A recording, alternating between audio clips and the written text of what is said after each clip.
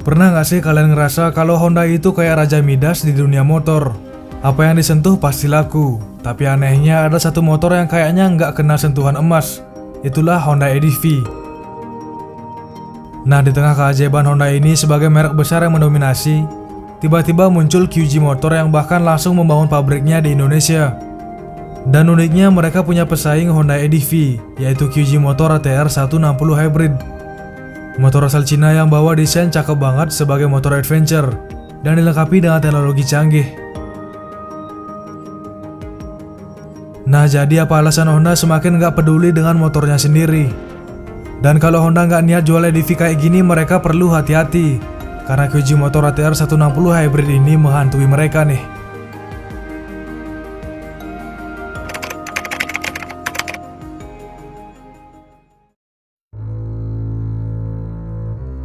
Honda itu udah kayak raja jalanan, semua orang tahu motor mereka. Bahkan di beberapa daerah, motor apapun sering dipanggil Honda, meskipun itu sebenarnya Yamaha atau Suzuki. Atau bahkan ada yang manggil Harley dengan sebutan Honda Harley. Tapi ada yang aneh, di balik dominasi merek Honda di pasar ada satu produk yang kelihatannya nggak diurus, si Honda EDV ini. Nah, bener nggak sih Honda ini kayak nggak niat jual EDV? Dan Honda EDV ini sekarang malah memiliki pesaing tangguh, yaitu ATR 160 Hybrid. Motor Cina ini kayak ngasih sinyal kalau Honda siap-siap aja. Kalau kalian hirauin EDV, kita mau ambil alih pasar kalian. Nah, kembali lagi bagaimana Honda menganaktirikan Honda EDV ini. Honda sebenarnya punya model-model unggulan yang jadi mesin uang mereka.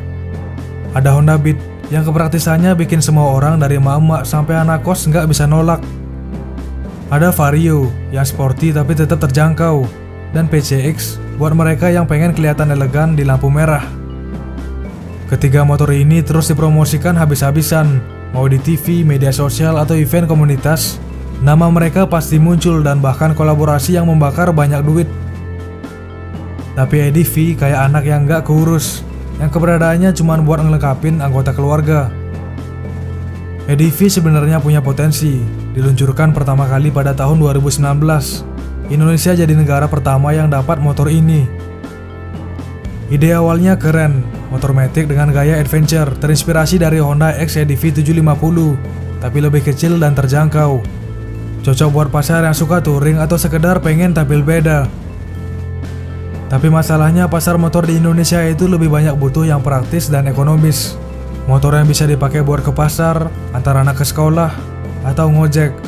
Dan EDV ini dengan bodi besarnya jelas nggak masuk kategori itu. Bukan cuma soal segmen pasar yang sempit, EDV juga punya masalah di sisi promosi. Nah, kalau Honda Beat atau PCX sering nongol di iklan atau dapat diskon besar, EDV justru jarang banget terlihat. Bahkan waktu EDV 160 keluar, banyak pembeli EDV 150 yang kaget karena nggak ada pemberitahuan atau sekedar kompensasi harga buat model lama. Dan ini bikin kesan kalau Honda kurang serius sama EDV. Belum lagi soal isu teknis, beberapa pengguna EDV ngeluh soal komstir yang cepat rusak, komponen CVT yang penuh cacat produksi, sampai perlindungan crankcase yang kurang memadai. Ban bawaan EDV juga kurang optimal buat aspal atau off-road, jadi banyak yang harus keluar duit ekstra buat ganti ban. Walaupun desainnya gagah dan keren, semua ini bikin orang mikir dua kali sebelum beli. Selain itu, Honda EDV juga menghadapi tantangan dari produk Honda sendiri. Nah, misalnya PCX 160 menawarkan kenyamanan dan desain premium, sementara Vario 160 lebih sporty dengan harga kompetitif.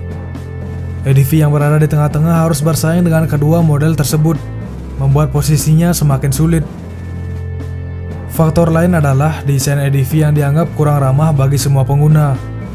Misalnya untuk keluarga, motor ini lebih cocok digunakan oleh pria karena tampilannya yang macho dan ukurannya yang besar. Ibu-ibu yang sering menjadi pengguna motor matic mungkin merasa EDV terlalu berat dan kurang praktis dibandingkan PCX. Nah, begitu tega Honda menganaktirikan Honda EDV yang sangat berpotensi ini. Tapi di tengah ketidakseriusan Honda soal EDV, QG Motor malah membangun pabrik di Indonesia. Dan mereka memiliki ATR 160 Hybrid.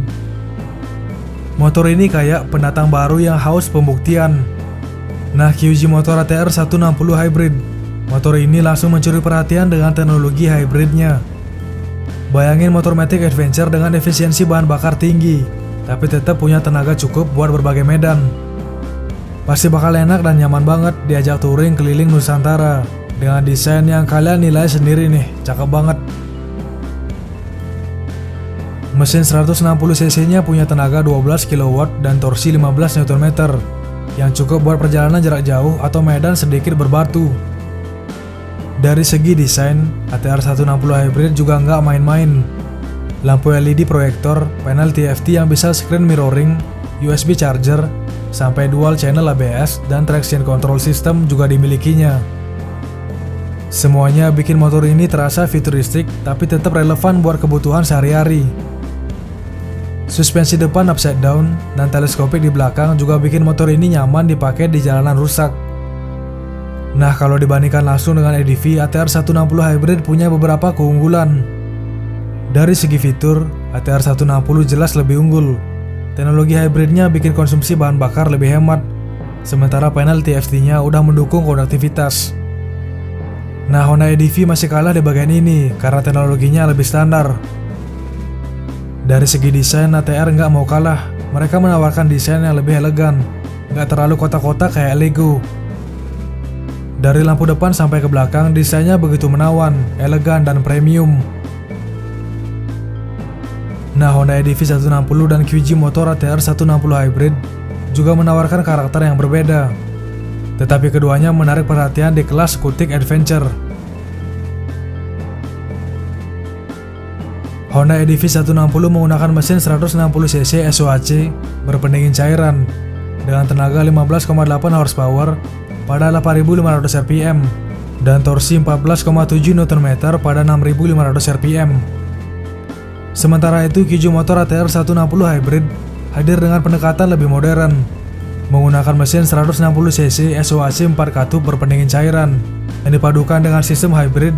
ATR mampu menghasilkan tenaga hingga 12 kW atau setara 16,1 horsepower pada 8.500 rpm dan torsi 15 Nm pada 6.000 rpm. Selain lebih bertenaga, ATR juga dilengkapi dengan fitur tambahan seperti dual channel ABS, traction control, dan panel TFT yang terkoneksi dengan smartphone. Kombinasi teknologi hybrid ini juga memberikan akselerasi yang lebih halus dan efisiensi bahan bakar optimal.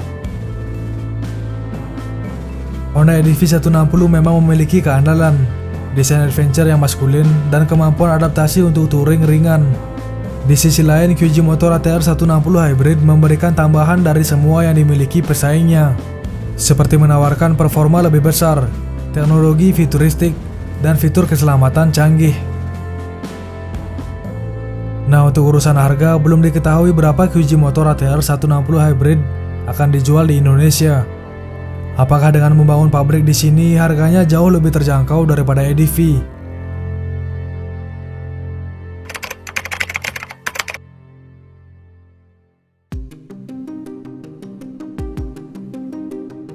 Jadi buat orang yang pengen motor adventure matic dengan fitur lengkap, ATR 160 jadi pilihan yang menarik dan menjadi pilihan alternatif selain Honda EDV. Keberadaan motor Cina ini bikin pertanyaan besar, apa artinya buat Honda? Selama ini Honda udah nyaman dengan dominasi mereka, tapi kehadiran motor Cina seperti ATR 160 Hybrid bisa jadi ancaman serius kalau Honda nggak segera bertindak. Nah, pasar motor adventure memang niche dan kecil di Indonesia, tapi kalau ada pendekatan yang tepat, potensi pasarnya cukup besar. Jadi gimana menurut kalian nih? Apakah dengan kedatangan QG Motor ATR 160 Hybrid ke Indonesia, Honda bakal mulai lebih serius dengan EDV-nya? Atau mereka tetap fokus ke Beat, Vario, dan PCX yang udah jadi andalan mereka? Dan menurut kalian QG Motor ATR 160 Hybrid ini benar-benar menjadi ancaman atau cuma hype sementara? Tulis pendapat kalian di kolom komentar video ini. Subscribe WQWEK jika kalian suka dengan lifestyle otomotif. Diskusikan di kolom komentar. Terima kasih.